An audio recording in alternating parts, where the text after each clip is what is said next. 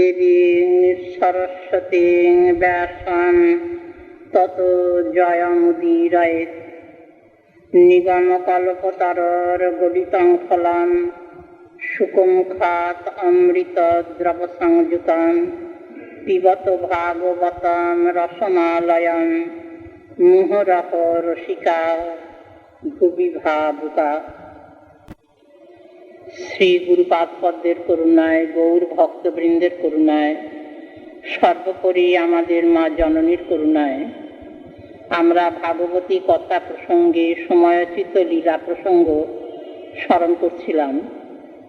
শ্রী শ্রী জগন্নাথ দেবের, শ্রী বলদেবজিউ, শ্রী সুভদ্রাজির শুভ রথযাত্রা বিজয়, রথযাত্রা উৎসব মধুর শ্রী নীলাচলে, এবং সেই সঙ্গে আরো কয়েকটি যে লীলা, যেমন ভক্ত সম্মেলন লীলা, তারপর ঝালি সমর্পণ, গুন্ডিচা মার্জন, এইরকম আরেকটি লীলা প্রকাশ আছেন যেটি নিত্যলীলায়, সেটি টোটা গোপীনাথের উৎসব।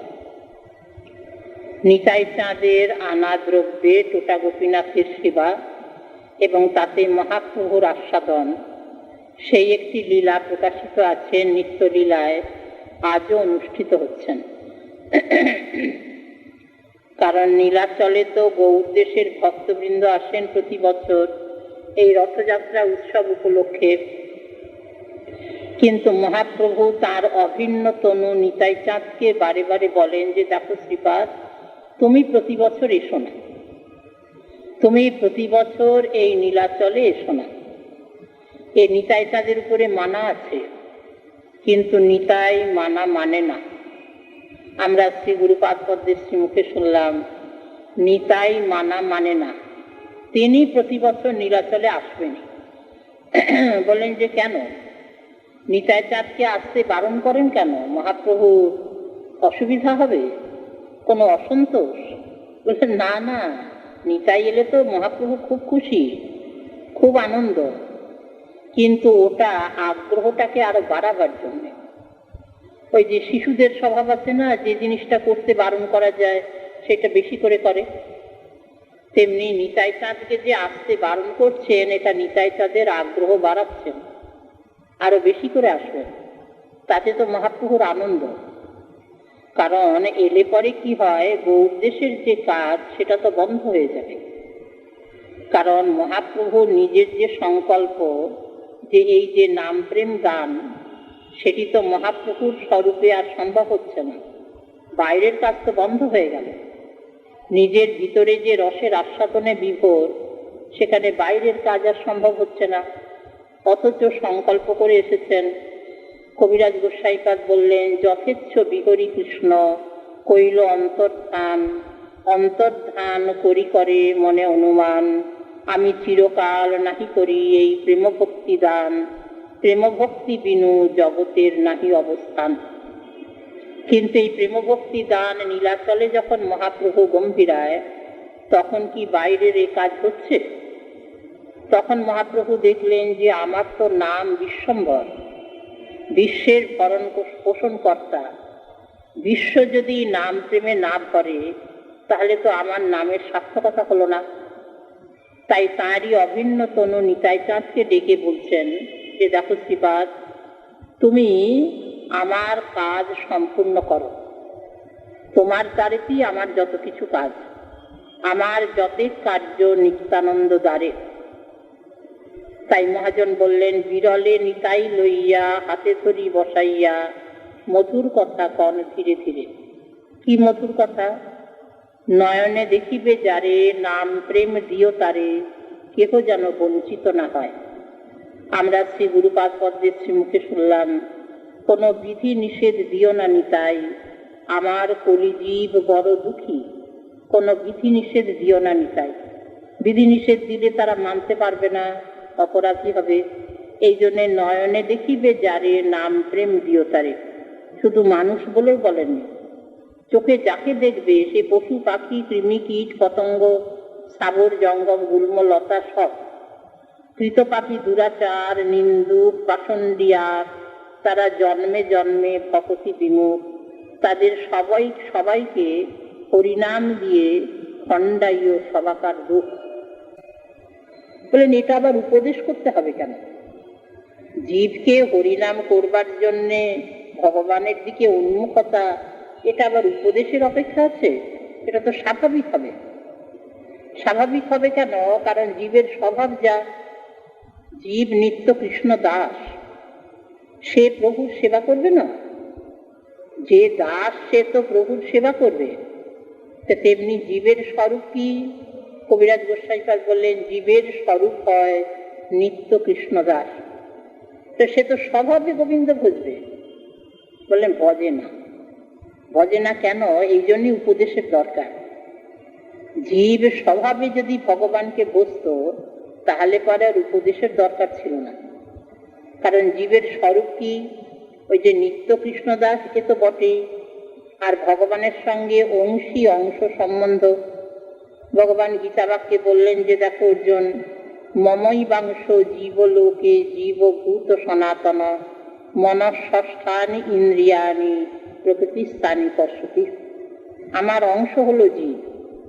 অংশেতে অংশীর স্বভাব সবটা না থাকুক, কিছু তো থাকবে। যেমন অগ্নিপুঞ্জ আর একটা অগ্নিকণা, দুই দাহ, দুই পোড়াতে পারে।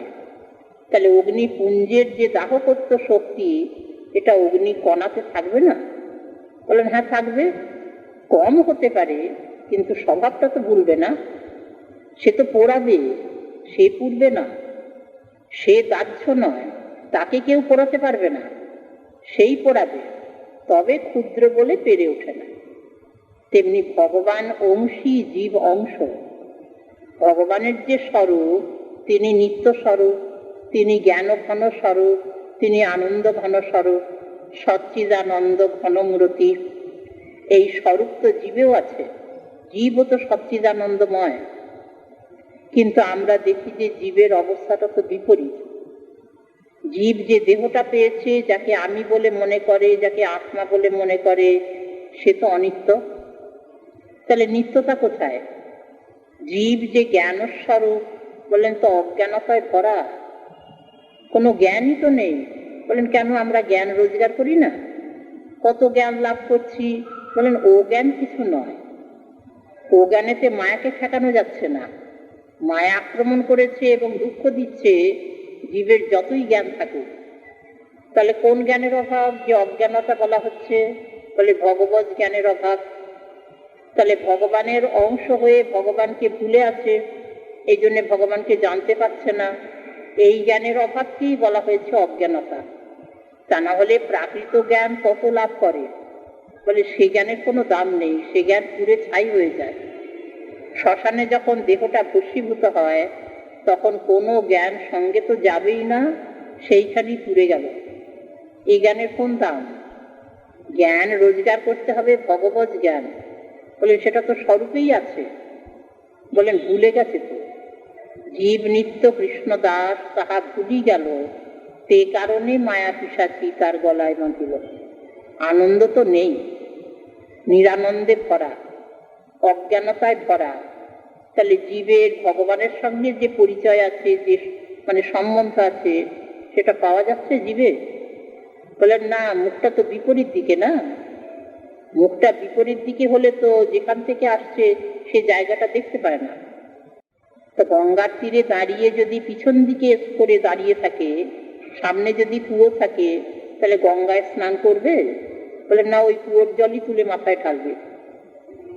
তো সেই রকম এখানে জীবের অবস্থান কি? ভগবানকে পিছন করে দাঁড়িয়েছে, সামনে আছে মায়া। এইটা জীবের স্বরূপ। যেদিন থেকে জীবের প্রকাশ, সেই দিন থেকেই তার এই রকমের অবস্থা। এই জন্যই জীবকে বলা হয় তটস্থা শক্তি।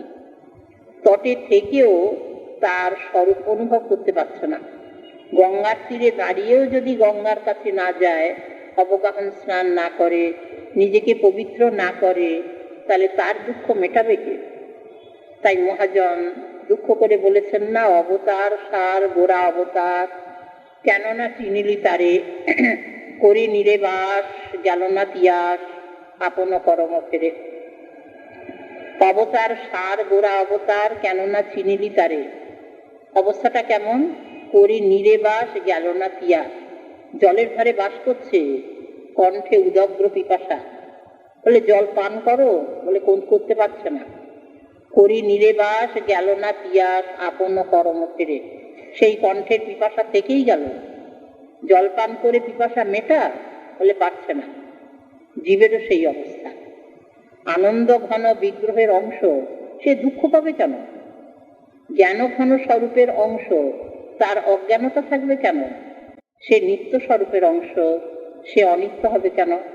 তার দুঃখ, জরা, ব্যাধি, মৃত্যু, জন্ম, রোগ, শোক, ক্ষুধা, পিপাসা, এ জ্বালায় তো জর্জরিত। এই জন্যই উপদেশের দরকার। যদি কোনো রকমে মনটা ফেরে, এই উপদেশ কি দিয়েছেন না শাস্ত্র? এমনি বলা আছে ভগবান চিন্তামণি। ভগবান চিন্তামণি, ওই যে গোপরামারা গোপীগীত প্রসঙ্গে চরণের গুণ গাইছেন, যে কৃষ্ণ তোমার চরণ কেমন? প্রণত কামদং পদ্মজার চিতম ধরণী মণ্ডনম ধ্যেয়মাপদি চরণ পঙ্কজম সন্ত মঞ্চতে রমণ নস্তনেশ্বর প্রয়াধিপন। আমাদের মনে বড় ব্যথা। গোপর আমাদের মনে ব্যথা নয়, ওটা বিরহ দশায় অনুভব করছেন। ওটা রস আস্বাদনেরই আর একটা দিক। কারণ বিরহ অনুভব না হলে মিলনের আনন্দ পাওয়া যাবে না। তা সেই দুঃখটা অনুভব করে বলছেন যে তোমার চরণ স্পর্শ সে কি করতে পারে? বলেন মনের যত আধি, যত মনের অশান্তি দূর করে দিতে পারে। তুমি আধি হন। আধি মানে মানসিক যা কিছু যন্ত্রণা। তো বলেন আমার চরণ স্পর্শের এই গুণ? বলেন হ্যাঁ, তোমার চরণের অনেক গুণ, তার মধ্যে এটিও একটি। সেই জন্যই তোমার চরণ আমরা বক্ষে চাইছি। প্রণত কামদং পদ্মজার চিতম ধরণী মণ্ডনম ধ্যেয়মাপদি চরণ পঙ্কজম সন্ত মঞ্চতে রমণ নস্তনেশ্বর পয়াদিহন। হে রমণ, রমণ মানে আনন্দপ্রদ। যিনি আনন্দ দিতে পারেন তাকে বলা হয় রমণ। তো সেই রময়তী ইতি রমণ, রময়তী মানে আনন্দ যিনি দেন। তা সেই আনন্দ দাতা তুমি রমণ, তুমি আমাদের পক্ষে চরণ অর্পণ করো। তা তুমি আমার মনের ব্যথা, আমাদের মনের ব্যথা দূর করে দাও, এই প্রার্থনা। তা সেই চরণের গুণ বর্ণনা প্রসঙ্গে বলছেন প্রণত কামদম। তোমার চরণে এত গুণ আছে কৃষ্ণ, যে যারা যে কামনা নিয়ে তোমার চরণে প্রণাম করবে তাদের সকল কামনা তুমি পরিপূরণ করে দিতে পারো।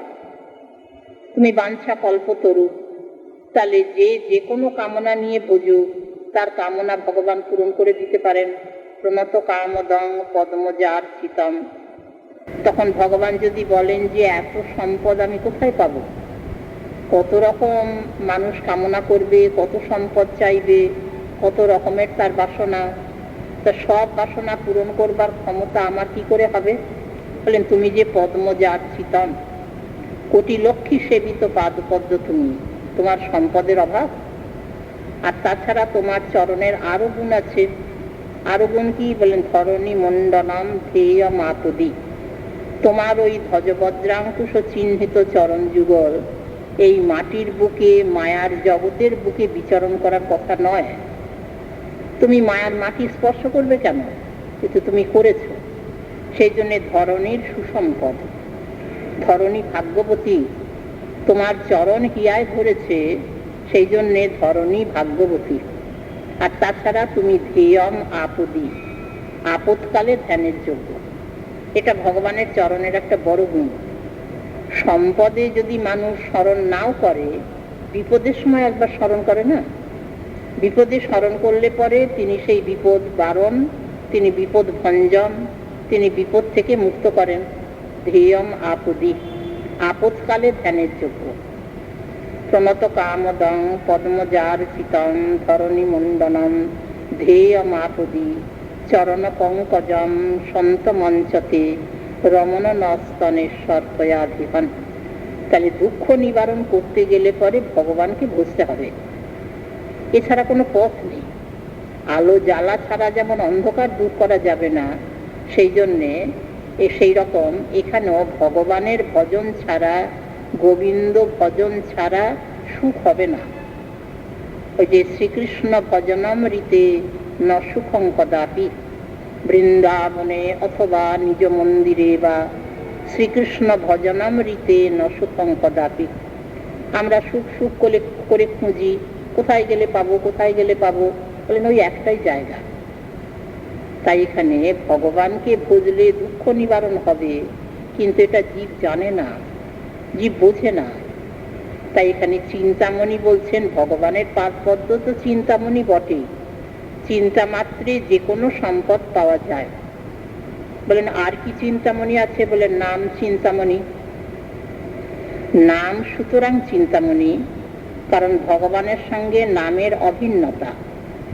তাহলে নাম নামই অভিন্ন, সুতরাং নামই যদি চিন্তামণি হন, নাম সুতরাং চিন্তামণি। ওই যে শ্রীরূপ গোস্বামীপাদের শ্রীমুখের উক্তি আছে, নাম চিন্তামণি কৃষ্ণ চৈতন্য রস বিগ্রহ পূর্ণ শুদ্ধ নিত্য মুক্ত অভিন্নত্বাৎ নাম নামিন। তাহলে নামই যদি চিন্তামণি হন, চিন্তা মাত্রে সব দেন, নাম তার সঙ্গে অভিন্ন হওয়ায় অভিন্নত্বাৎ নাম নামিন, এইটাই হেতু। যেহেতু নাম এবং নামই অভিন্ন, এই জন্যে অভিন্নতা বজায় থাকবে কি করে? যে দুজনার গুণ এক হবে। যেমন নিতাই গৌর স্বরূপ অভিন্ন, এই জন্যে শ্রীল বৃন্দাবন দাস ঠাকুর মশাই, শ্রী কবিরাজ গোস্বামীপাদ নিতাই গৌরের গুণ বর্ণনা করবার সময় সব বিশেষণ দুজনার পক্ষে লাগিয়েছেন। তাই অভিন্নতা থাকলে তো তাই হয়। তেমনি নামের যে যে গুণ, নামেরও সেই সেই গুণ, অভিন্নত্বাৎ নাম নামিন। তাহলে সুতরাং নাম ও চিন্তামণি। বলেন আর কিছু চিন্তামণি আছে? তো কবিরাজ গোস্বামীপাদ তো বললেন নাম ও চিন্তামণি। রূপ গোস্বামীপাদের কথা অনুযায়ী শ্রী বিশ্বনাথ চক্রবর্তীপাদ শ্রীমদ্ ভাগবত শাস্ত্রের টিকাকার, খুব রসিক টিকাকার, তিনি বলছেন যে শোনো, আরেকটি চিন্তামণি আছে। আরেকটি চিন্তামণি কি? বলেন শ্লোক ও চিন্তামণি। একে ভগবান চিন্তামণি, তার অভিন্ন স্বরূপ নাম চিন্তামণি, আর শ্লোক চিন্তামণি। সেই শ্লোক দুটি বলেছেন, একটি ভগবানের, একটি ভক্তের। ভগবানের কথা তো আমরা শুনি, বলেন ভক্তের কথাও শুনতে হবে। ভক্তের কথাই বেশি করে শুনতে হবে, কারণ ভক্ত ভগবানের শ্রীমুখের বাণী নিজেরা অনুশীলন করে, অনুভব করে নিজেরা যখন কথা বলেন, তখন ওই অনুভবটি সেই কথার মধ্যে মিশিয়ে দেন। এইটাই ভক্তের দান। এটি আমরা পাবো না, আমরা নিজেরা অনুশীলন করলে পারবো না। ভক্ত নিজেরা অনুশীলন করে আস্বাদন করেছেন, করে সেই অনুভবটি তাদের কথার সঙ্গে মিশিয়ে দেন বলে ভক্তের কথার এত দাম। তা সেই ভক্ত কথা বলেন যে তাহলে ভগবানের কথা, ভক্তের কথা, বলেন যে ভগবানের কথা তো শুনতেই হবে, ভক্তের কথাও শুনতে হবে। তাই চক্রবর্তীপাদ বলছেন, এই যে শ্লোক ও চিন্তামণি, এটি ভগবানের একটি মানে শ্রীমুখের উক্তি একটি, আর একটি ভক্তের শ্রীমুখের উক্তি। দুটি একাদশ স্কন্ধে ধরা আছে। দুটিতেই জীবের প্রতি সৎ উপদেশ। উপদেশ সবসময় সৎই হয়। এটি ভগবান বলছেন নিজে, আরেকটি বলছেন ভক্ত। দুটি স্থান পেয়েছেন শ্রীমদ্ ভাগবত শাস্ত্রের একাদশ স্কন্ধে শ্রী উদ্ধব সংবাদ প্রসঙ্গে। একটি ভগবান বলছেন উদ্ধবজির কাছে সাক্ষাৎ, আরেকটি প্রসঙ্গ করেছেন যেটি উদ্ধব সংবাদের ভিতরেই, সেটি হচ্ছেন অবধূত সংবাদ। সেখানে অবধূতজি মানে দত্তাত্রেয় ঋষি, জ্ঞানমার্গেরই সন্ন্যাসী, তিনি যদু মহারাজের সঙ্গে কথা বলছেন, সেইটি অবধূত সংবাদ। সেখানে অবধূতজি কথা বলেছেন যদু মহারাজের কাছে। অবধূতজি তো ভক্ত, সুতরাং অবধূতজির বাক্য মানে ভক্ত বাক্য। তাহলে ভগবানের একটি বাক্য আর একটি ভক্ত বাক্য, এই দুটি শ্লোককে চক্রবর্তীপাদ বলছেন শ্লোক ও চিন্তামণি। দুটিতেই জীবের প্রতি উপদেশ। তা ভগবানের বাক্যটি আমরা আগে স্মরণ করি। বলছেন যে উদ্ধব, এষা বুদ্ধিমতাং বুদ্ধির মনীষা চ মনীষিণাম যৎ সত্যম অমৃতে নেহ মত্তে নাপ্নোতি মামৃতম। আমরা বুদ্ধিমান বলে গর্ব করি না, আমার বুদ্ধির উপরে কারো বুদ্ধি কোনো কাজই করবে না। আমার বুদ্ধি সকলের উপরে, কারোর সঙ্গে পরামর্শ করব না, কারোর উপদেশ নেব না, আমার বুদ্ধিতে আমি কাজ করব। এই তো আমার গর্ব, আমার অভিমান। তো ভগবান বলছেন যে দেখো উদ্ধব, এষা বুদ্ধিমতাং বুদ্ধি মনীষা চ মনীষিণাম যৎ সত্যম অমৃতে নেহ মত্তে নাপ্নোতি মামৃতম। আমি কাকে বুদ্ধিমান বলি জানো? আমি তো নিজেকে বুদ্ধিমতী বলি বা বুদ্ধিমান বলি, যে মানে নিজেকে বলবে। ভগবান বলছেন আমি বলি না, আমি তাকে বলি বুদ্ধিমান। এষা বুদ্ধিমতাং বুদ্ধি। যত বুদ্ধিমান জগতে আছেন তাদের মধ্যে বুদ্ধি বলতে কি বোঝায়, যত মনীষী ব্যক্তি জগতে আছেন তাদের মধ্যে মনীষা বলতে কি বোঝায় আমি লক্ষণ করে দিচ্ছি। এই লক্ষণ যদি মিলে যায় তাহলে পরে তাকে বলা হবে বুদ্ধিমান, তাকে বলা হবে মনীষী। বলেন কিরকম লক্ষণ? উদ্ধবজি তো প্রাজ্ঞ ব্যক্তি, বুদ্ধিমান, তিনি বৃহস্পতির ছাত্র, ভগবানের দ্বৈত সখা, আবার ভগবানকে পরামর্শ দেন। এই তো উদ্ধবজির পরিচয় দিয়েছেন সুখদেব। বৃষ্ণীনাং প্রবর মন্ত্রী কৃষ্ণস্য দ্বৈত সখা শিষ্য বৃহস্পতির সাক্ষাৎ উদ্ধব বুদ্ধি সত্তম। উদ্ধব বুদ্ধিমান, বুদ্ধি সত্তম, বুদ্ধিমানের মধ্যে শ্রেষ্ঠ, কারণ বৃহস্পতির ছাত্র। তা তিনি বলছেন যে সখে বলো, তাহলে পরে আমি বুঝতে পারবো। তো ভগবান তো উপযুক্ত পাত্রে কথা বলবেন, যারা নিতে পারবে। কথা তো যেখানে সেখানে বললে হয় না, যারা নিতে পারবে, ধরতে পারবে, হৃদয়ে রাখতে পারবে, সেখানে কথা বললে দাম। তো উদ্ধবজির কাছে কথা ভগবানের বাক্য, সুতরাং এর দাম আছে। বলেন যে কিরকম লক্ষণ জানো বুদ্ধিমানের? যে যতই নিজেকে বুদ্ধিমান বলুক, এই লক্ষণ যদি না মেলে তাহলে তাকে বুদ্ধিমান বলা যাবে না, তাকে মনীষী ব্যক্তি বলা যাবে না। বলেন যৎ সত্যম অমৃতে নেহ মত্তে নাপ্নোতি মামৃতম। ছলে ভগবান উপদেশই দিচ্ছেন, যৎ সত্যম অমৃতে নেহ মত্তে নাপ্নোতি মামৃতম। মানুষের গরবটা কোথায়? বলেন দেহ নিয়ে, দেহটা নিয়েই তো গরব। আমার এই দেহ, বলেন যে এর মতো কাজ আর কেউ করতে পারে না। বলে সে দেহটার বিশেষণ কি? বলেন দুটো। এই দেহটার দুটো বিশেষণ দিয়েছেন ভগবান। একটা হচ্ছে অমৃত মানে মিথ্যা, আরেকটি হচ্ছে ওই মানে অমৃত মর্ত। মর্ত মানে মরণ ধর্মশীল, মৃত্যু তার পেছনে লেগে আছে। এটা প্রত্যেকটা দেহের, যে দেহ জন্মেছে তার মৃত্যু হবে না এ বলা যাবে না। মরণ ধর্মশীল দেহ, এটা স্বীকার করে নিতে হবে। যেদিন দেহটা জন্মেছে সেই দিন মৃত্যুও জন্মেছে, তবে মৃত্যুকে দেখা যায় না তো তখন, মৃত্যু পিছনে থাকে। এই জন্য অবধূতজির বাক্যে আমরা দেখলাম অনুমৃত্যু, অনু মানে পশ্চাৎ। তাহলে এই যে দেহটা পেয়েছি আমরা, তার বিশেষণ বলেন সে মরণ ধর্মশীল। মৃত্যু যার পিছনে লেগে আছে সে সুন্দর হয় না, তাকে সুন্দর বলা যাবে না, কুৎসিত। তাহলে এটা একটা দেহের বিশেষণ। আর কি বলেন? অনৃত। অনৃত মানে ঋত মানে সত্য। এই যে সব নাম থাকে না, ঋতব্রত, সত্যব্রত, দেবব্রত, তো বলেন ঋত মানে সত্য। ঋতপা, সত্যকে যারা পালন করেন ঋতপা। সেরকম ঋত মানে সত্য। তো সেই ঋত মানে বলেন যে ঋত কি? অনৃত মানে ন ঋত, সত্য নয়। সত্য নয় মানে কি? মিথ্যা।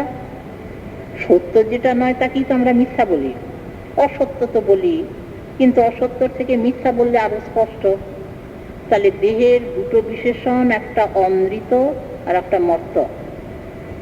এই দুটো দেহের যে বিশেষণ, মানে বিশেষণ দেহের, এই দেহের কোন দাম? এই দেহ নিয়ে আমরা গর্ব করি, এই দেহ নিয়ে আমাদের যত কিছু অভিমান, যেটা কোন মুহূর্তে চলে যাবে বলা যায় না, আর যেটা চিরকাল থাকবে না তো বটেই। চিরকাল থাকবে না বলেই অসত্য, চিরকাল থাকবে না বলেই অমৃত। যেটা চিরকাল থাকে তাকে বলা হয় সত্য, তাকে বলা হয় নিত্য। এই জন্য সত্য এবং মিথ্যার লক্ষণ করলেন ত্রিকালা বাধিতম সত্যত্তম, ত্রিকালো বাধিতম মিথ্যাত্তম। তিন কালে যেটা অবাধিত, তিন কালে যেটা থাকবে, কোনো বাধা পাবে না, তাকে বলা হবে সত্য। তিন কালের থাকবে, কেউ বাধা দিতে পারবে না, কেউ তাকে সরাতে পারবে না। এই জন্যে সত্য বস্তু তিন কালে থাকবে, অতীতে, বর্তমানে, ভবিষ্যতে। আর যেটা তিন কালে বাধা পেয়ে যাবে, ত্রিকালো বাধিতম বলে মিথ্যাত্তম। তিন কালে বাধা পাবে মানে তিন কালে থাকবে না, থাকবার কোনো উপায় নেই। বলেন অতীতে তো ছিল না, বর্তমানে তো আছে। বলেন তাহলে অতীতে বাধা পেয়েছে, অতীতে ছিল না, বর্তমানে বলেন হাত আছে, বাধা পাচ্ছে না, কিন্তু ভবিষ্যতে বাধা পাবে। ভবিষ্যতে এমন একটা দিন আসবে যে এই দেহটা থাকবে না, এটা তো নিশ্চিত। তাহলে ভবিষ্যতে বাধা পাচ্ছে, অতীতে বাধা পেয়েছে, বর্তমানে না হয় বাধা পাচ্ছে না, তাই বা কোনখানে চলে যাবে, কিছু স্থিরতা নেই। এই জন্য এইরকম যে একটা মিথ্যা দেহ আর মরণ ধর্মশীল দেহ পেল, সেটা দিয়ে কিছু করা যাবে? বলেন করা যায় উদ্ধব। যে করতে পারে তাকেই আমি বুদ্ধিমান বলি। যে করতে পারে এই মিথ্যা এবং মরণ ধর্মশীল দেহ দিয়ে যেটা রোজগার করতে পারবে, সেই সেটার অনেক দাম। বলেন কি রোজগার করতে পারবে? বলেন যে রোজগার করতে পারবে কি জানো? ওই যে মিথ্যার বিপরীত যেটি সত্য, বলেন তাকে পাবে। আর যেটি মরণ ধর্মশীল মানে মৃত্যু যার পেছনে লেগে আছে, এই দেহ দিয়ে অমৃতকে পাবে। তাহলে দুটো পরস্পর বিরোধী না? সত্যের বিরোধী মিথ্যা, আর অমৃতের বিরোধী মর্ত। কিন্তু মরণ ধর্মশীল দেহ দিয়ে যদি অমৃত পায়, আর মিথ্যা দেহ দিয়ে যদি সত্য বস্তুকে পায়, তার বুদ্ধির কত দাম! সে বুদ্ধির কত দাম! উদ্ধবজির কাছে ভগবান সেই লক্ষণ করলেন, এই উপদেশই দিলেন জীবকে। তবে জীবকে তো কাছে পাননি, মানুষকে তো ভগবান কাছে পেয়ে তাকে উপদেশ করবেন, এ তো হয় না। মানুষের কাছে তো ভগবান নিজে এসে কথা বলবেন না, ভক্ত দিয়ে কথা বলান। তা ভগবান কোথায় কথা বলবেন? নিজের পরিকরের সঙ্গে, নিজের যারা পার্শ্বদ। একটি কথা আছে না যে ঝিকে মেরে বউকে শেখানো, তেমনি উদ্ধবজির কাছে বলছেন। উদ্ধবজি কথা জানেন, কিন্তু এটা জীবের জন্যই বলছেন। মানুষ তো এই কথা শুনবে, শাস্ত্রে থেকে গেল কথা, সেই কথা মানুষের কাছে পরিবেশন করবেন ভক্ত। তাহলে ভক্তরা মানে ভক্ত যে পরিবেশন করবেন, সাধারণ মানুষ সেটা জানবে। তাই এষা বুদ্ধিমতাং বুদ্ধির মনীষা চ মনীষিণাম যৎ সত্যম অমৃতে নেহ মর্তে নাপ্নতি মামৃতম। এই যে মিথ্যা একটা মরণ ধর্মশীল দেহ পেয়েছে, এই দিয়ে কি পেতে পারে জানো উদ্ধব? সত্য স্বরূপ আমাকে পেতে পারে। আর ওই যে মরণ ধর্মশীল দেহ, ওইটা দিয়ে অমৃত স্বরূপ যে আমি, আমাকে রোজগার করে নিতে পারে। যারা পারে তাদের আমি বলি মনীষী, তাদের আমি বলি বুদ্ধিমান। এখন এই কথা শুনবার পরে নিজেকে আর বুদ্ধিমান বলে মনে হবে? বলেন কখনো নয়। সেই যে যৎ সত্যম অমৃতে নেহ মর্তে নাপ্নতি মামৃতম, যে শ্লোক ও চিন্তামণির মধ্যে এটি হলো একটি, এটি ভগবানের নিজের শ্রীমুখের উক্তি। তাই চক্রবর্তীপাদ যখন এই মন্ত্রের উপরে টিকা করছেন, তখন একটি উপমা দিয়েছেন যে কিরকম জানো? আমাদের মনে হতে পারে একটা মিথ্যা দেহ, মরণ ধর্মশীল দেহ, এই দিয়ে আবার অমৃত স্বরূপ ভগবানকে পাওয়া যায়, সত্য স্বরূপ ভগবানকে পাওয়া যায়। তাই চক্রবর্তীপাদ প্রাকৃত জগতের একটা উদাহরণ দিচ্ছেন। তা কিরকম জানো? একজন মানুষের একটা কানা কড়ি ছিল। কড়ি তখনকার দিনের প্রচলন ছিল, এই যে দোকানে বাজারে কড়ির বিনিময়ে জিনিস পাওয়া যেত। পয়সা টাকা যেমন মানে তার বিনিময়ে যেমন জিনিস পাওয়া যায়, তেমনি কড়ি এখনো অনেকের ঘরে এই কড়ি থাকতে পারে। তো সেই কড়ি দিয়ে ওই জিনিস কেনা যেত। সে কড়িটা আবার অচল মানে কানা, যেমন অচল পয়সা থাকে। অচল পয়সা দোকানে দিতে গেলে তো নেবে না, ফেরত দিয়ে দেবে। কিন্তু সেই কড়িটা দিয়ে যে জিনিস আনবে, কড়িটা কিন্তু কানা, সে লোকে নেবে কেন? জিনিস তো দেবেই না। এখন সেই কানা কড়িটা ঘরে আছে অনেক দিন ধরে, কড়ি ঘরে রাখলে পচে যাবে না, থাকবে।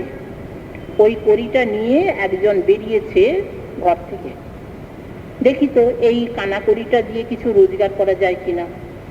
এ তো দোকানে বাজারে দিলে পরে তার বিনিময়ে তো কোনো জিনিস পাওয়া যাবে না, কিন্তু বুদ্ধি করতে হবে, কৌশল করতে হবে। করে ওই কানাকড়িটা নিয়ে বেরিয়েছে, যখন সারাদিনের পরে ঘরে ফিরলো একটা টাকা রোজগার করে আনলো। কিরকম কিরকম করে করেছে বুদ্ধি করে। পরের দিন আবার বেরিয়েছে কানাকড়িটা নিয়ে। চক্রবর্তীবাস বলছেন কানাকড়িটা নিয়ে পরের দিন আবার বেরিয়েছে, 10টা টাকা রোজগার করে আনলো। পরের দিন আবার বেরিয়েছে, ক্রমশ লোকটা বেড়ে যাচ্ছে, তাহলে কানাকড়িটা তো ফল দিচ্ছে। তা 100 টাকা রোজগার করে আনলো পরের দিন। এরপরে আবার ওই কানাকড়িটা নিয়ে বেরিয়েছে, 1000 টাকা রোজগার করে আনলো। এইরকম করে করে ক্রমশ বাড়ছে, বাড়তে বাড়তে যত পাচ্ছে বলেন যে ওই পরশমণি রোজগার করে আনলো, তারপরে চিন্তামণি রোজগার করে আনলো ওই কানাকড়িটা দিয়ে। তেমনি ওই ভগবান বলছেন, যে চক্রবর্তীবাদী বলছেন ভগবানের পক্ষ হয়ে, যে এই যে কানাকড়িটা পচবে না, মানে কানাকড়ি অচল বটে, কিন্তু ঘরে রাখলে পচে যাবে না, গলে যাবে না, নষ্ট হবে না, থাকবে ওই রকম। কিন্তু এই যে দেহটা বলে কানাকড়ির থেকেও অধম। যখন পরমাত্মা চলে যাবেন, দেহ ছেড়ে আত্মা চলে যাবে, যাকে মৃত বলে ঘোষণা করা হয়, দেহটা আর রাখা যাবে না, রাখলে গলে যাবে, পচে যাবে। তখন যত তাড়াতাড়ি সৎকারের ব্যবস্থা করা যায়। এই দেহটার কি দাম? বলে দাম আছে। যারা কাজে লাগিয়ে নিতে পারে উদ্ধব, তারাই বুদ্ধিমান। তা কি করে করবে? বলেন এই দেহ দিয়েই তো ভজন, শরীরটা দিয়েই তো ভজন না। শরীরের মধ্যে যা আছে ইন্দ্রিয়, মন, বুদ্ধি, এই দিয়েই তো ভজন করতে হবে। শ্রবণ, কীর্তন, স্মরণ, বন্দন, যে ভক্তি অঙ্গ যাজন, এই দেহটা না থাকলে হবে? শ্রবণ কীর্তনময়ী যে ভক্তি, বলেন করে নাও, যতক্ষণ দেহটা আছে কাজে লাগিয়ে নাও। কান আছে ভগবানের কথা, ভক্তের কথা যত পারো শুনে নাও। জিহ্বা আছে, যত পারো ভগবানের নাম, ভক্তের নাম করে নাও। হাত আছে, বলে সেবা কাজ করে নাও। চরণ আছে, তীর্থ ধামে, দেবালয়ে, শ্রীমন্দিরে, সাধুর কাছে যত পারো যাও। মন আছে, ভগবানের পাদপদ্ম যত পারো স্মরণ করো, ভক্ত পাদপদ্ম স্মরণ করো, গুরু পাদপদ্ম স্মরণ করো। এ তো দেহ ইন্দ্রিয় না থাকলে হবে না। তাহলে এগুলোকে কাজে লাগিয়ে নিতে পারলেই লাভ। যতক্ষণ আছো দেহেতে, ততক্ষণ দেহের দাম তো আছে। যতক্ষণ যতটুকু সময়, বলে যে সময় হলে পরে কি হবে, বেশিক্ষণ তো থাকবে না দেহটা, আজ আছে কাল নেই। এখন তাহলে পরে বলেন যতটুকু সময় পেয়েছো ততটুকু সময় কাজে লাগিয়ে নাও। আমি তো হেলায় হারাই না, হেলায় হারাই তো। সময়টা কাজে লাগিয়ে নিতে পারলেই লাভ। যদি না করা যায়, বলেন সময় তো চলে যাবে, সময় তো অপেক্ষা করবে না। এই জন্যে সময়টাকে কাজে লাগিয়ে নিয়ে দেহটাকে খাটিয়ে নাও, দেহটা থাকবে না। কিন্তু বুদ্ধিমান যারা, তারা কি করে? বলেন দেহটাকে কাজে লাগিয়ে নেয়। ওই যে পরশমণি একজন একজনকে দিয়েছিল, পরশমণি বড় একটা পাওয়া যায় না, কিন্তু কি করে পেয়েছে? তখন তার খুব অন্তরঙ্গ জন তাকে বললো যে ভাই একটা পরশমণি পেয়েছি, তা তুমি আমার খুব অন্তরঙ্গ জন, তো তোমাকে দিলাম বটে, তবে 1 ঘন্টা পরে আমি ফিরিয়ে নেব। তখন কেউ বলে, এমন মূর্খ কেউ আছে যে তুমি মোটে 1 ঘন্টার জন্য আমাকে দেবে? দরকার নেই, নেব না। বলে না, তা বলে না। সে জানে যে পরশমণি যদি 1 ঘন্টার জন্য নেওয়া যায়, পাওয়া যায় হাতে, তাহলে তার অনেক দাম, অনেক টাকা রোজগার করে নিতে পারবো, অনেক সোনা রোজগার করে নিতে পারবো।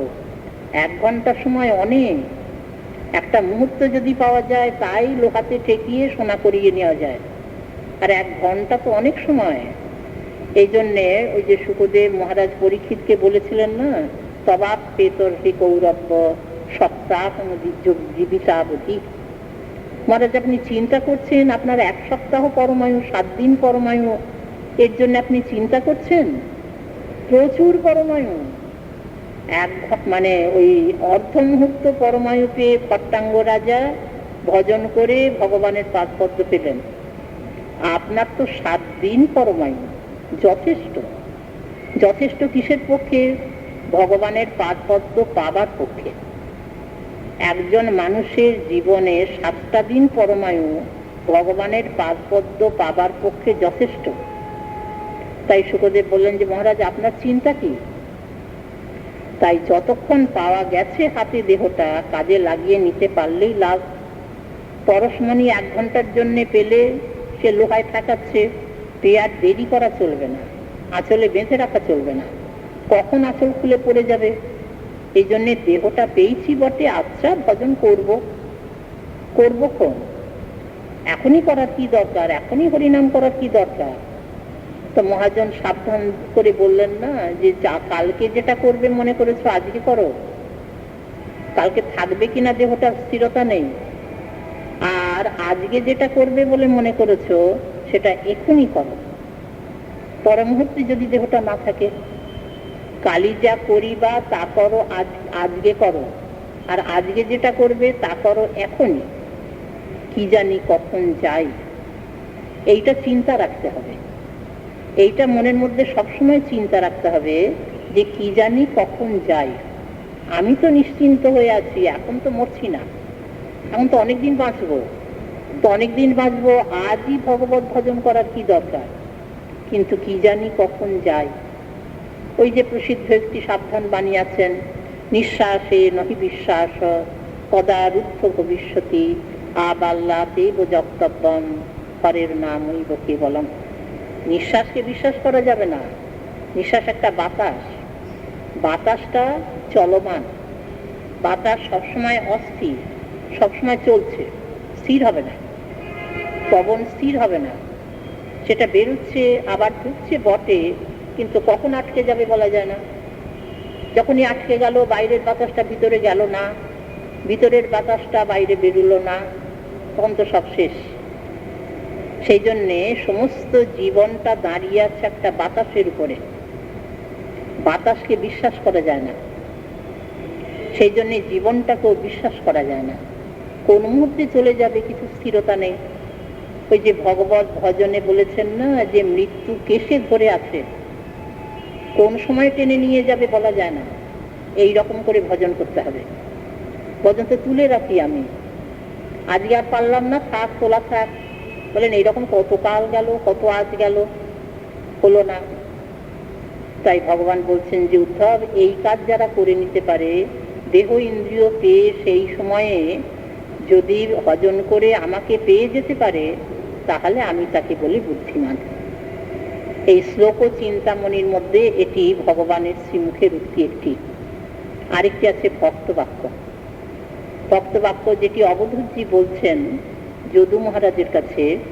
যদু মহারাজের কাছেই অবধূতজির কথা প্রসঙ্গ। 24 জন গুরুর কাছে কি, কার কাছে কি শিক্ষা পেয়েছেন বলা হয়ে গেছে। এরপরে 25 গুরু। 24 জন গুরুর কথা তো ভক্তরা জানেন।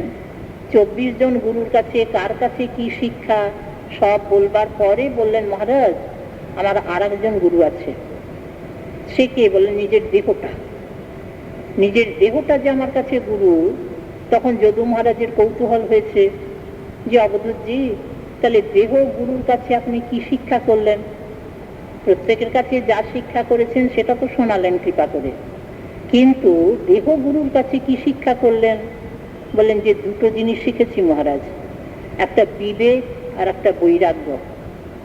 এই দেহটা যে চিরদিন থাকবে না, ক্ষণিকতা দোষে দুষ্ট, এটা বৈরাগ্য। ক্ষণিক যেটা, তার উপরে যদি আসক্তি হয় তাহলে তো সর্বনাশ, তাহলে তো ব্যথার চরম। তা সেই দেহের উপরে আমরা আসক্তি করে রেখেছি।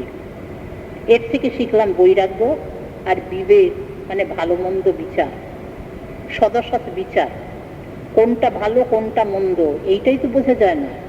মন্দটাকেই তো ভালো বলে নিই, ভালোটাকে তো মন্দ বলে ছাড়ি। ত্যায্যকে তো গ্রাহ্য বুদ্ধি করি, গ্রাহ্যকে ত্যায্য বুদ্ধি করি, বস্তুকে অবস্তু জ্ঞান করি, অবস্তুকে বস্তু জ্ঞান করি। বলেন এটাতে বুদ্ধির স্থিরতা নেই। বুদ্ধির স্থিরতা হবে কখন? যখন গ্রাহ্যকে গ্রাহ্য বুদ্ধি করবে, আর যত কিছু বলে সব ত্যায্য, বস্তুকে বস্তু জ্ঞান করবে, বস্তু ছাড়া আর যা কিছু সব বাদ। ভগবান বস্তু এবং তার সম্পর্কিত যা কিছু তাকে বলা হবে বাস্তব। বস্তু আর বাস্তব ছাড়া আর কিছু নেব না। সে অবস্তু যতই ভালো হোক, বস্তু ছাড়া যেটা সেটা নেব না। এর নাম বুদ্ধিমত্তা, এর নাম সদসদ বিচার, এর নাম বিবেক। তো সেই বিবেকটা বুঝে নিয়েছে এই দেহটা থেকে। দেহটা তো থাকবে না চিরদিন, সেটা তো সৎ নয়, তার উপরে এত আসক্তি হবে কেন, এত মমতা হবে কেন? এটা তো বুদ্ধিমত্তা নয়। সেই বিবেক শিখলাম আর বৈরাগ্য শিখলাম। ক্ষণিকতা দোষ রয়েছে দেহটা, তাতে আসক্ত হওয়া চলে না, তাহলে ব্যথা পেতে হবে। এই দুটি শিখেছি বলে দেহ আমার কাছে গুরু। তাই অবধূতজি শেষে দেহ গুরু বলবার পরে দুটি মন্ত্র বলেছেন। দুটি মন্ত্রের মধ্যে চক্রবর্তীপাদ বলছেন যে এই যে শেষের মন্ত্রটি অবশ্য দুটি মন্ত্র অঙ্গাঙ্গী ভাবে একসঙ্গেই যুক্ত, কিন্তু পরপর বলেছেন। তা শেষের মন্ত্রটিকে বললেন শ্লোক চিন্তামণি। তো বললেন যে মহারাজ, সৃষ্টা পুরাণি বিবিধান অজয়াত্মশক্তা বৃক্ষান সরীসৃপ পোষণ খগদন্দ শুকান তৈস্তৈর অতুষ্ট হৃদয় পুরুষং বিধায় ব্রহ্মাবলোকধীশনম মুদমাপদেব। সৃষ্টিকর্তা ব্রহ্মা অনেক দেহ তৈরি করবার পরে শেষে এই মানুষ দেহটা তৈরি হলো। তখন ব্রহ্মার খুব আনন্দ হলো। অন্য দেহ যে এত তৈরি করছেন, পশু পাখি কৃমি কীট পতঙ্গ স্থাবর জঙ্গম গুল্মলতা, বলেন মনটা সন্তুষ্ট নয়। তৈর অতুষ্ট হৃদয়, বলেন কেন? দেখলেন ব্রহ্মা যে এত দেহ তৈরি হলো বটে, এই চতুষ্পদ পশু, তারপরে কত রকম পাখি, পশুই কত রকম, তারপরে বৃক্ষ লতা, কত রকম আছে না, কত দেহ, কিন্তু কোনো দেহেতে ভগবানের সম্পর্ক করা যাচ্ছে না। এই জন্যে তৈর অতুষ্ট হৃদয়। দেহ পাচ্ছে, ভগবানকে বুঝতে পারবে না, এ আবার কি রকম? বলেন এই দেহে তো নেই। ভগবানকে জানবার মতো বুদ্ধি এই দেহতে হলো না, যাকে ব্রহ্মা ও লোকধীশনা বলেছেন। এরপরে পুরুষং বিধায়। পুরুষ দেহ মানে মানুষ দেহ, পুরুষ জাতি নয়, পুরুষ আকৃতি মানে মানুষ দেহ।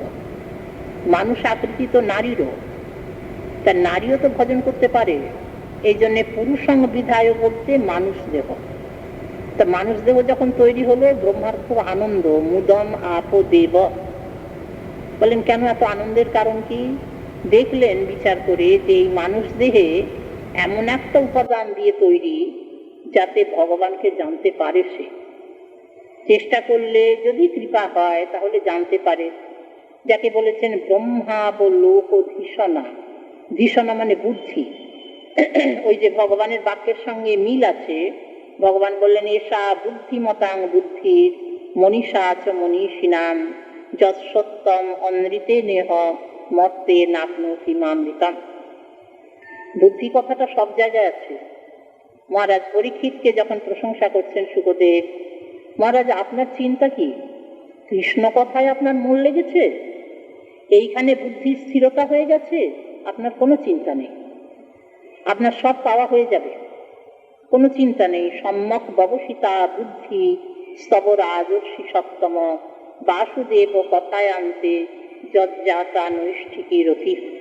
ভগবানের কথা শ্রবণে যখন রুচি হয়েছে, তখন আপনার আর কোনো চিন্তা নেই, আপনার বুদ্ধির স্থিরতা এসে গেছে।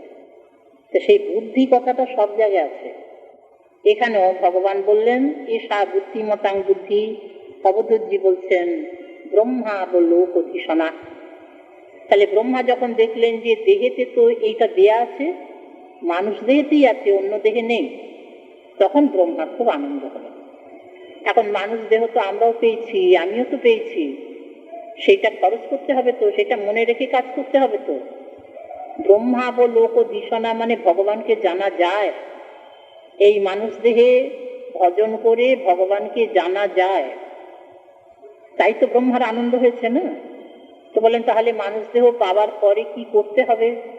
অবধূতজি বলছেন লব্ধ্বা সুদুর্লভমিদম বহু সম্ভবান্তে মানুষম অর্থদম অনিত্যম অপিহ ধীর তূর্ণম যতেত নপতেত অনুমৃত্যু যাবৎ নিঃশ্রেয়সায় বিষয় খলু সর্বতঃসাৎ।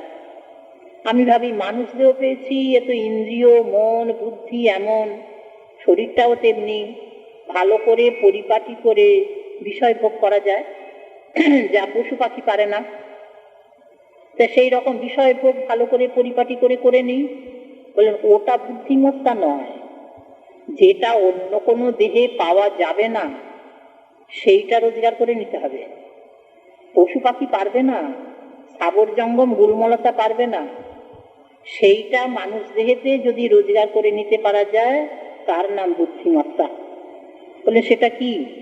বলে সেইটা পাবার জন্যেই তাড়াতাড়ি চেষ্টাটা করতে হবে, বিষয় ভোগের জন্য নয়। বিষয় ভোগ হয়ে গেছে, বিষয় ভোগ সব দেহেতে হয়ে গেছে, বিষয়ক খলু সর্বতঃসাৎ।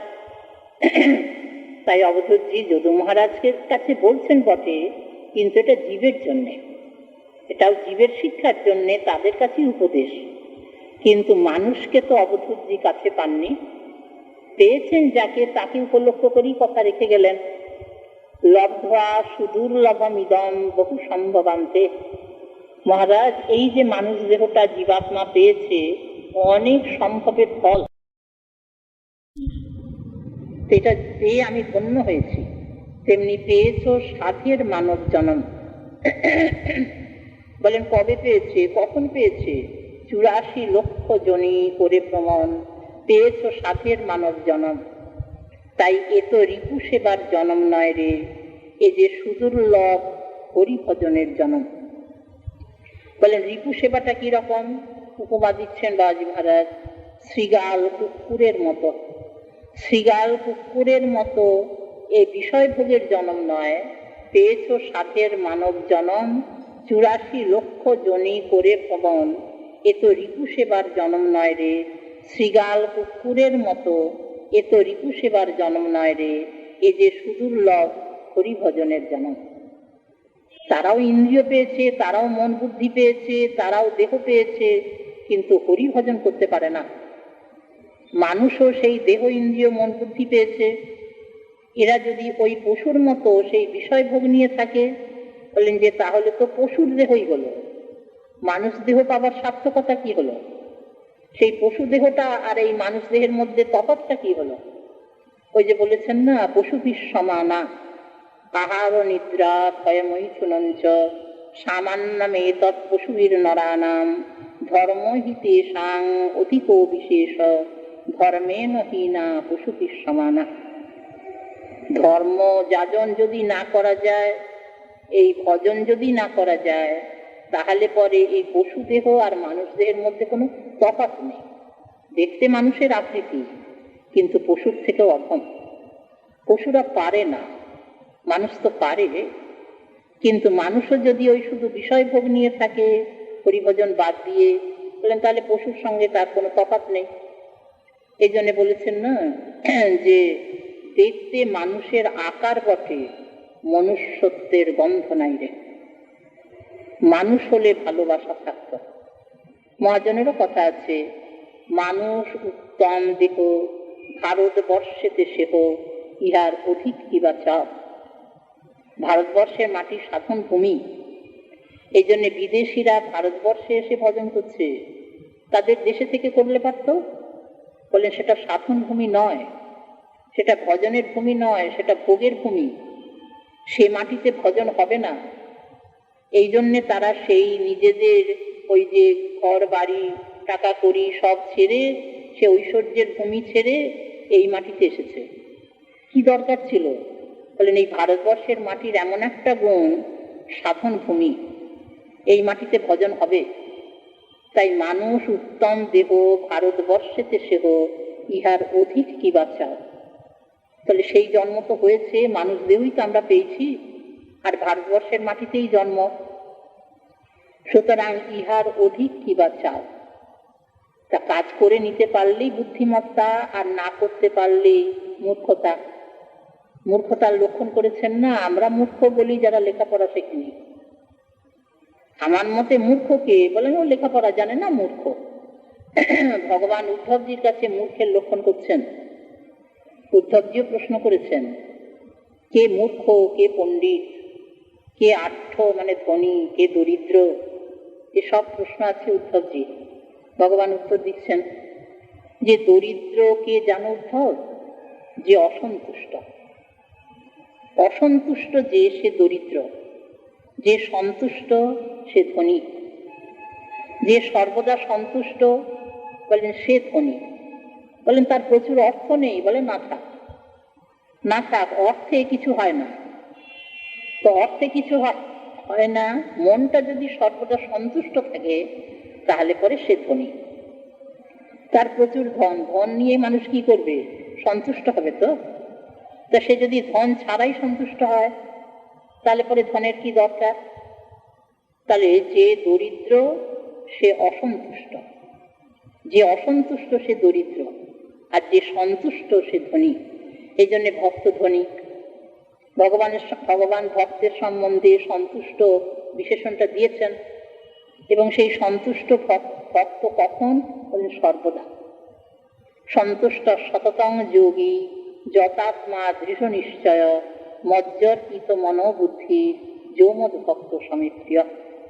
এই যখন শ্রীমদ্ ভগবদ গীতা দ্বাদশ অধ্যায়ে ভক্তের লক্ষণ করছেন ভগবান, তখন ভক্তের লক্ষণেতে ভক্তকে বললেন যে সন্তুষ্ট সততম।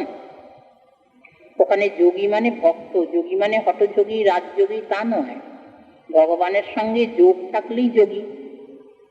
ভক্তের তো ভগবানের সঙ্গে সর্বদা যোগ, শ্রবণে, কীর্তনে, স্মরণে, বন্দনে, অর্চনে, ভজনে সর্বদা যোগ। এই জন্য ভক্ত পরম যোগী।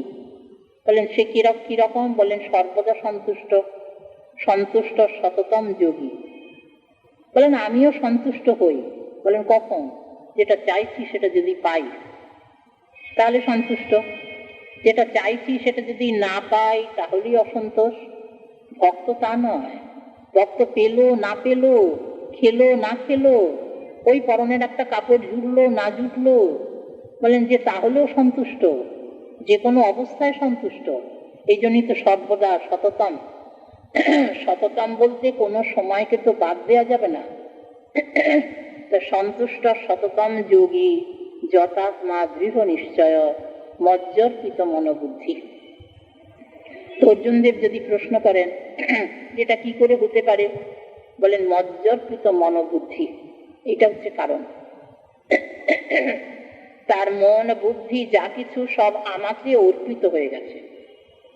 মনটা সেখান থেকে তুলে নিয়ে, যেটা অসন্তোষের কারণ, সেখান থেকে মনটাকে তুলে নিয়ে আমাকে দিয়ে দিয়েছে। আমাতে মনটা থাকলে তো কোনো অসন্তোষ নেই। মজ্জর্পিত মনোবুদ্ধির যমদ ভক্ত স্বামী প্রিয়। যে সর্বদা মনটাকে আমার সঙ্গে লাগিয়ে রেখেছে সেই তো ভক্ত। তাহলে সেই ভক্ত সর্বদা সন্তুষ্ট, তার কোনো অভাব নেই, কোনো অসন্তোষ নেই। তাহলে সে ধনী। অসন্তুষ্ট যদি দরিদ্র হয় তাহলে যে সন্তুষ্ট সে ধনী। সুতরাং এরপরে মূর্খকে এটা প্রশ্ন করেছেন উদ্ধবজি, ক মূর্খ ক পণ্ডিত। তো ভগবান বলছেন যে উদ্ধব, মূর্খকে জানো? দেহেতে যার অহং বুদ্ধি সে মূর্খ। শরীরটাকে যে অহং বলে মনে করে, আমি বলে মনে করে, আত্মা বলে মনে করে, সে মূর্খ। আর দেহ দেহি বিবেক যার আছে, আত্মা মানে দেহি, সে দেহ থেকে আলাদা। খাঁচাটাকে কেউ পাখি মনে করে? খাঁচাটাই পাখি? বলেন না না, পাখিটা এসেছে আবার উড়ে যাবে, খাঁচাটা পড়ে থাকবে। তেমনি দেহটা আত্মা হবে কেন? আত্মা তো দেহেতে ঢুকেছে, আবার সময়তে দেহ ছেড়ে চলে যাবে না? দেহটা পড়ে থাকবে, খাঁচাটা পড়ে থাকে, পাখিটা উড়ে যায়। তাহলে খাঁচা আর পাখি এক নয়, ভিন্ন জাতি। তো সেই জন্য এখানেও দেহ এবং দেহি আলাদা। এটা যারা বুঝে নিতে পেরেছে বলেন যে তারা পণ্ডিত। লেখাপড়া জানাকে পণ্ডিত বলেননি ভগবান। পণ্ডিত বলেছেন যে যারা দেহ দেহি বিবেকটা পেয়েছে, আত্মাকে যারা দেহ থেকে আলাদা বলে জানতে পেরেছে, বুঝতে পেরেছে, বুঝতে পারা মানে পাকাপাকি বোধ। এমনি আলগা আলগা বুঝলে হবে না, আলগা আলগা বুঝলে পরে কাজ হবে না, ঠিক জানতে হবে। বলে ঠিক জানাটা কিরকম? এই যে বিষধর সাপ,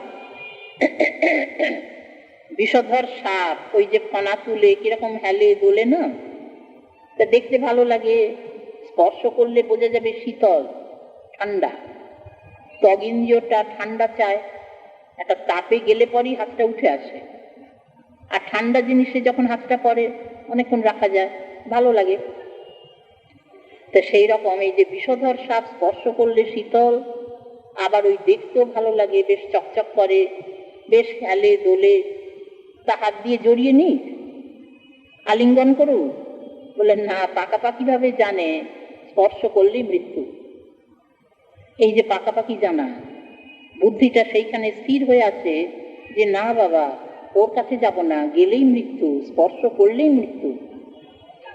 এই রকম দেহ আর দেহি যে দুটো আলাদা, এটা পাকাপাকি জানতে হবে, মানে খাঁটি জানতে হবে। খাঁটি জানলে কি হবে? দেহের কোনো ধর্ম আত্মাতে লাগবে না, দেহের কোনো ধর্ম আত্মাতে লাগবে না, জন্ম মৃত্যু ক্ষুধা পিপাসা রোগ শোক ভয় মোহ কিছু লাগবে না, সেগুলো দেহের, তাতে আমার কি? দেহের কাজ দেহ করবে, মনের কাজ মন করবে, ভয় বলেন ভয়ও লাগবে না। এই যে আমি ভয়ে অস্থির, শোক মোহ বলেন রোগ ক্ষুধা পিপাসা এসব তো আছেই, আর জন্ম মৃত্যু তো আছে, বলেন কোনোটাই আত্মার নয়, সব দেহের। তা দেহটাকে তো আমরা আত্মা ছাড়া ভাবতে পারি না, সুতরাং মূর্খতা তো সবারই। তা মূর্খের লক্ষণ করলেন যে দেহ দেহি বিবেক যার নেই সে মূর্খ, দেহেতে যার অহং বুদ্ধি সে মূর্খ, আর দেহটাকে যে আমি থেকে আলাদা করে বুঝে নিতে পেরেছে সে পণ্ডিত। এই জন্যই পণ্ডিতের সমদর্শন, সকলের মধ্যে দেহটা দেখে না তো, দেখে আত্মাকে। ভগবান পণ্ডিত কথাটা ওইখানটাই বসিয়েছেন না, বিদ্যা বিনয় সম্পন্নে ব্রাহ্মণে গবি হস্তিনী শুনি চৈব সপাকে চ পণ্ডিতা সমদর্শিন। পণ্ডিত বললেই তার পিছনে একটা বিশেষণ আছে, সমদর্শী। পণ্ডিত ব্যক্তির বিষম দৃষ্টি হয় না, তো পণ্ডিত তো সাধুরা ভক্তরা বৈষ্ণবেরা, সুতরাং তাদের সমদৃষ্টি বিষম দৃষ্টি নেই, সবাই তার আপনজন। সমশাস্ত্র চ মিত্রে চ তথা মানাপমানয় শীতোষ্ণ সুখ দুঃখেষু সমসঙ্গ বিবর্জিত। সমদর্শনটা কি করে হয়? আমার তো হয় না। কিরকম সমদর্শন? বলে সব ভিন্ন ভিন্ন। বিদ্যা বিনয় সম্পন্নে ব্রাহ্মণে, বিদ্যা বিনয় সম্পন্ন একজন ব্রাহ্মণ, তারপরে বলেন বিদ্যা বিনয় সম্পন্নে সম্পন্নে ব্রাহ্মণে গবি হস্তিনী, গবি মানে গাভী, হস্তিনী একটা হাতি, শুনি চৈব সপাকে চ, শুনি মানে কুকুর, সপাক মানে চণ্ডাল। তা ভিন্ন ভিন্ন দেহ না, সবাই এক দেহ নাকি? বললেন না। সমদর্শন হয় কি করে? বললেন দেহটাকে তো দেখছে না, দেখছে তো আত্মাকে। হাতির মধ্যে যে আত্মা, গাভীর মধ্যেও সেই আত্মা, কুকুরের মধ্যেও সেই আত্মা, চণ্ডালের মধ্যেও সেই আত্মা, ব্রাহ্মণের মধ্যেও সেই আত্মা। তাহলে ভিন্নতা কোথায়? ভিন্নতা তো নেই, তাই সমদর্শী না। এরা হলো পণ্ডিত। আর মূর্খ বলেন যে দেহেতে যার অহং বুদ্ধি। এই যে অহং বুদ্ধি মানে এই জন্যে এইটি আমি শিখলাম, এই যে দেহ গুরুর কাছে বিবেক আর বৈরাগ্য। এই শ্লোক দুটিকে বলেছেন শ্লোক ও চিন্তামণি। তাই মানুষ দেহ পাবার পরে আর দেরি করা চলবে না, সময় নেই। তূর্ণম যতেত নপতেত অনুমৃত্যু যাবৎ, মৃত্যু আসার আগে কাজটা সেরে নাও। বলে কি কাজ? বলেন যে যেটি অন্য কোনো দেহেতে পাওয়া যাবে না সেইটি পাওয়ার জন্যে এই মানুষ দেহেতে চেষ্টাটা করতে হবে। যতেত পাওয়া যাক, হয়তো এক জন্মে পাওয়া যাবে না, বা কৃপা হলে এক জন্মেই পাওয়া যায়, কিন্তু চেষ্টাটা তো করতে হবে। ওই চেষ্টার নামই ভজন। এই যে ভজন করা মানে ওইটি পাওয়ার জন্যে চেষ্টা করা, এটা তাড়াতাড়ি করতে হবে, দেরি করলে চলবে না। পূর্ণম যতেত নপতেত অনুমৃত্যু যাবৎ, বলেন কিসের জন্যে? সেটি অবধূতজি নাম করে বললেন নিঃশ্রেয়সায়। প্রিয় লাভের জন্য নয়, বিষয় ভোগের জন্য নয়, যাকে অভ্যুদয় বলেছেন। শ্রেয় লাভের জন্য নয়, শ্রেয় মানে মুক্তি, বলেন তার জন্যও দরকার নেই। এই শ্রেয়েরও উপরে যেটি নিঃশ্রেয়স, যেটি যোগীন্দ্র বললেন উত্তম শ্রেয়, এখানে অবধূতজির বাক্যে আমরা শুনলাম নিঃশ্রেয়স। তার মানে ভগবানের পাদপদ্মে প্রেম লক্ষণা ভক্তি, সেইটি পাবার জন্য মানুষের চেষ্টার দরকার। তাড়াতাড়ি চেষ্টা করতে হবে, কখন মৃত্যু এসে যাবে বলা যায় না তো। মৃত্যু এসে গেলে তো আর কিছু করা যাবে না। এই দুটি উপদেশ বাণী, একটি ভগবানের নিজের, একটি ভক্তের, এই দুটিকে বললেন চক্রবর্তীপাদ শ্লোক ও চিন্তামণি। জীবের প্রতি উপদেশ, তবে নিজের জনকে দিয়ে কথা। একটি ভগবানের বাক্য আমরা শুনলাম, এষা বুদ্ধিমতাং বুদ্ধির মনীষা চ মনীষিণাম যৎসত্যম অমৃতে নেহ মর্তে নাপ্নোতি মামৃতম। আরেকটি অবধূতজি মানে ভক্তের বাক্য, লব্ধ্বা সুদুর্লভমিদম বহু সম্ভবান্তে মানুষম অর্থদম অনিত্যম অতীহ ধীর পূর্ণম যতেত নপতেত অনুমৃত্যু যাবৎ নিঃশ্রেয়সায় বিষয় সর্বকৃষ্ণ। জীবের প্রতি উপদেশ, তবে নিজ জনকে দিয়ে। শ্রী গুরুপাদ পদ্মের করুণা হলে, গৌর ভক্তবৃন্দের কৃপা হলে আমরা আবার 30শে জুলাই কথা শুনব। কথা তো প্রতিদিনই, কিন্তু এই প্রসঙ্গে আমরা কথা শুনব যেটি আমাদের এখানে আজকে আরম্ভ সূচনা হয়েছিল, যে নিতাই চাঁদের প্রতি যে শ্রীমন মহাপ্রভুর কথা, এবং যার ফলে নিতাই চাঁদ মানে না, কাজে গিয়েছেন বটে গৌরমণ্ডলে, কিন্তু ওই প্রতি বছর নীলাচলে আসেন। তার মধ্যেই একটি লীলা আছেন গোপীনাথের উৎসব, যাকে টোটা গোপীনাথ বলা হয়, যিনি গদাধরের সেবায় আছেন, গদাধর পণ্ডিতের সেবা। সেইখানে নিতাই চাঁদের সঙ্গে গদাধরের মিলন এবং সেখানে মহাপ্রভুর আকর্ষণ, যেটি টোটা গোপীনাথের উৎসব, সেইটি নীলাচলে এই রথযাত্রার পরে একটি দিন দেখে, কোনো তিথির হিসাব নেই, সেটি কোনো তিথি গণনা করে হয় না, এমনি ভক্তদের সুবিধা মতো সেইভাবে একদিন লীলার অনুষ্ঠান হয়। সেখানে কীর্তনাদি, তারপরে নিতাই চাঁদের আনা তণ্ডুলে গোপীনাথের ভোগ লাগে, গদাধর রান্না করেন, মহাপ্রভু এসে সেবা করেন। সেই একটি মধুর লীলা। পরে আমরা ভক্তজনের করুণা হলে, শ্রী গুরুপাদ পদ্মের করুণা হলে, আমাদের মা জননীর করুণা হলে আমরা পরের প্রসঙ্গে এটি যথামতি যথাকৃপা স্মরণ করি।